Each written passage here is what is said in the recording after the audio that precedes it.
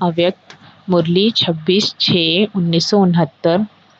Heading है शिक्षा देने का स्वरूप अपने स्वरूप से शिक्षा देना। शिक्षा देने का स्वरूप अपने स्वरूप से शिक्षा देना। बाप किसको देख रहे हैं? बच्चों को देख रहे हैं। आज मुरली में क्या सुना था? आप सभी किसको याद करते हो? बाप, टीचर, सदगुरु को। तो बाप दादा भी सिर्फ बच्चों को नहीं लेकिन तीनों संबंधों से, तीनों रूप से देखते हैं। बच्चे तो सभी हैं लेकिन टीचर रूप में क्या देखते हो? नंबरवार स्टूडेंट को देखते हैं। और गुरु रूप से किसको देखते हैं? मालूम है, नंबरवार फॉलो करने वालों को, जिन्होंने फॉलो किया है और जिन्हों को अभी करना है, दोनों को देखते हैं। मुख्य फॉलो कौन सा है? गुरु रूप से जो शिक्षा देते हैं उसमें मुख्य फॉलो किसको करना है? गुरु रूप से मुख्य फॉलो क्या है? याद की यात्रा। याद की यात्रा तो एक साधन है लेकिन वह भी किस लिए कराते हैं? दूसरों की सद्गति करने पहले अपने को क्या फॉलो करना पड़ेगा? दूसरों की सद्गति करने पहले अपने को क्या फॉलो करना पड़ेगा?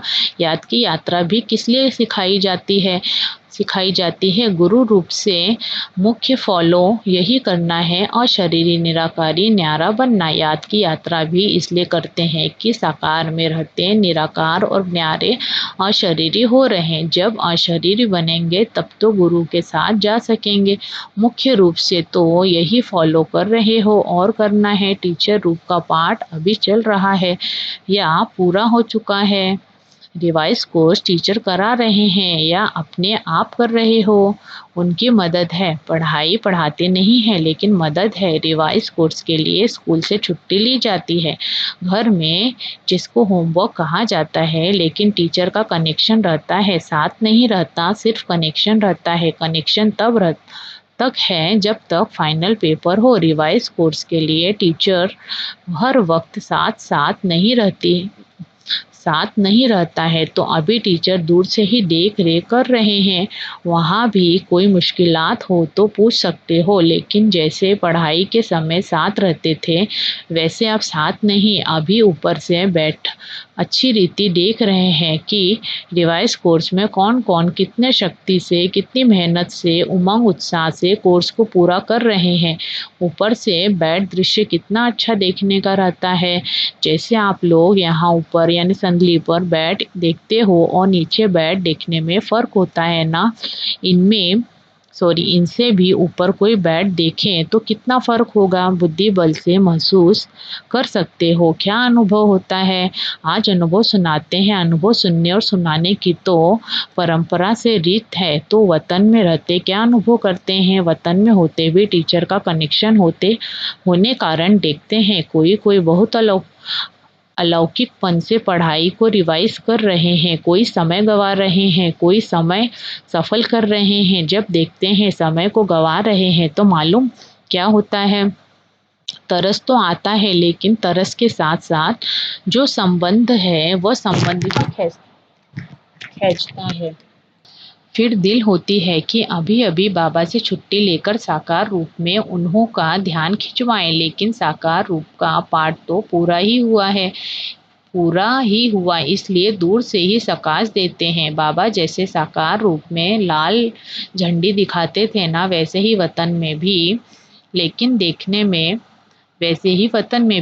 देखने में आता है कि अव्यक्त रस को, अव्यक्त मदद को बहुत थोड़े ले पाते हैं। जो भी रास्ता तय करते विघ्न आते हैं, उन विघ्नों को पार करने के लिए मुख्य कौन सी शक्ति चाहिए? सहन शक्ति। सहन शक्ति से पहले कौन सी शक्ति चाहिए? विघ्न डालने वाली कौन सी चीज़ है? माया। सुनाया था कि विघ्नों का सामना करने के लिए पहले चाहिए परखने की शक्ति, फिर चाहिए निर्णय करने की शक्ति। जब निर्णय करेंगे यह माया है, वह यथार्थ है, फायदा है, वह नुकसान, अल्पकाल की प्राप्ति है, वह सदाकाल की प्राप्ति है। जब निर्णय करेंगे तो निर्णय के बाद ही सहन शक्ति को धारण कर सकेंगे। पहले परखना और निर्णय करना है। जिसकी निर्णय शक्ति तेज होती है वह कब हार नहीं खा सकता। हार से बचने के लिए अपने निर्णय शक्ति और परखने की शक्ति को बढ़ाना है। निर्णय शक्ति बढ़ाने के लिए पुरुषार्थ कौन सा करना है? याद की यात्रा तो आप झट कह देते हो, लेकिन याद की यात्रा को भी बल देने वाला कौन सा ज्ञान है?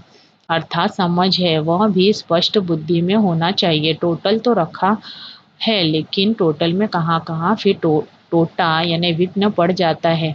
स्कूल में कई बच्चे एक दो को देख टोटल तो निकाल देते हैं, लेकिन जब मास्टर पूछता टोटल कैसे किया है तो मुझ जाते हैं। तो आप टोटल याद की यात्रा कह देते हो, लेकिन वह टोटल किस तरीके से होगा वह भी जानना है। तो निर्णय शक्ति को बढ़ाने लिए मुख्य किस बात की आवश्यकता है? विचार सागर मंथन। विचार सागर मंथन करते करते सागर में ही डूब जाए तो? कई ऐसे बैठते हैं विचार सागर मंथन करने लिए, कोई कोई लहर ऐसी आती है जो साथ ले जाती है। कई जैसे कोई भी स्थूल शारीरिक ताकत कम होती है तो ताकत की खुराक दी जाती है, वैसे ही निर्णय शक्ति को बढ़ाने लिए मुख्य खुराक यही है जो पहले भी सुनाया। अशरीरी, निराकारी और कर्म में न्यारे। निराकारी व अशरीरी अवस्था तो हुई बुद्धि तक, लेकिन कर्म से न्यारा भी रहे और निराले भी रहे तो हर कर्म को देख करके लोग भी समझे कि यह तो निराला है, यह लौकिक नहीं अलौकिक है। तो निर्णय शक्ति को बढ़ाने के लिए यह बहुत आवश्यक है। जितना बातों को धारण करेंगे उतना ही अपने विघ्नों को भी मिटा सकेंगे, और जो सृष्टि पर आने वाली विघ्न है उन्हों से बच सकेंगे। शिक्षा तो बहुत मिलती है, लेकिन अब क्या करना है? शिक्षा स्वरूप बनना है। शिक्षा और आपका स्वधर्म अलग नहीं होना चाहिए, आपका स्वरूप ही शिक्षा होना चाहिए। स्वरूप से शिक्षा दी जाती है, कई बातों में वाणी से नहीं शिक्षा दी जाती है, लेकिन अपने स्वरूप से शिक्षा दी जाती है। तो अब शिक्षा स्वरूप बनकर के अपने स्वरूप से शिक्षा देनी है। शिक्षा तो बहुत मिली, कोर्स तो पूरा हुआ ना। एक प्रश्न पूछा था कि अब जो बाप दादा अन्य तन में आते हैं तो जैसे साकार रूप में मुरली चलाते थे वैसे ही क्यों नहीं चलाते? क्या वैसे ही मुरली नहीं चला सकते हैं? क्यों भाषा बदली, क्यों तरीका बदला? ऐसे प्रश्न बहुतों का उठता है। जबकि तुम भाषण कर सकते हो तो बाप दादा का कोई भी तन द्वारा मुरली चलाना मुश्किल है, लेकिन क्यों नहीं चलाते हैं? दो चार ने अपने विचार सुनाए। जिस तन द्वारा पढ़ाने का पाठ था वह पढ़ाई का कोर्स तो पूरा हुआ, अब फिर पढ़ाने लिए नहीं आते, वह कोर्स था उसी तन द्वारा पाठ पूरा हो चुका है। अभी तो आते हैं मिलने के लिए, भलाने के लिए। और मुख्य बातें कौन सी हैं? जैसे अशरीर कर्मातीत बनकर के क्या किया? 1 सेकंड में पंछी बन उड़ गया। साकार शरीर से 1 सेकंड में उड़े ना, तो अब पढ़ाई पूरी हुई, बाकी एक कार्य रहा हुआ है साथ ले जाने का। इसलिए अब सिर्फ मिलने, अव्यक्त शिक्षाओं से बहलाने और उड़ाने लिए आते हैं। पढ़ाई के पॉइंट, पढ़ाई का रूप अब नहीं चल सकता है। अभी कोई रिवाइज हो रहा है, अभी कोर्स रिवाइज हो रहा है, लेकिन कितने समय में रिवाइज करेंगे? कितने तक कोर्स पूरा हुआ है? अभी यह सभी को निर्णय करना है कि कहाँ तक रिवाइज कोर्स हुआ है, कितना समय अब चाहिए। साकार तन के हर कर्म, हर स्थिति से अपने को भेंट करना, उनको देखते यह लक्ष्य रखते अपने को देखो, फिर पता पड़ेगा कि कहाँ तक है। लक्ष्य तो बता दिया कि कैसे अपने को परखना, फिर उत्तर देना। दूसरा प्रश्न यह देते हैं, होमवर्क तो तुम्हारा चल ही रहा है, उसमें विशेष ध्यान खिंचवाते हैं। यह जो पाठ भावी प्रमाण हुआ है उस साकार रूप को अव्यक्त क्यों बनाया?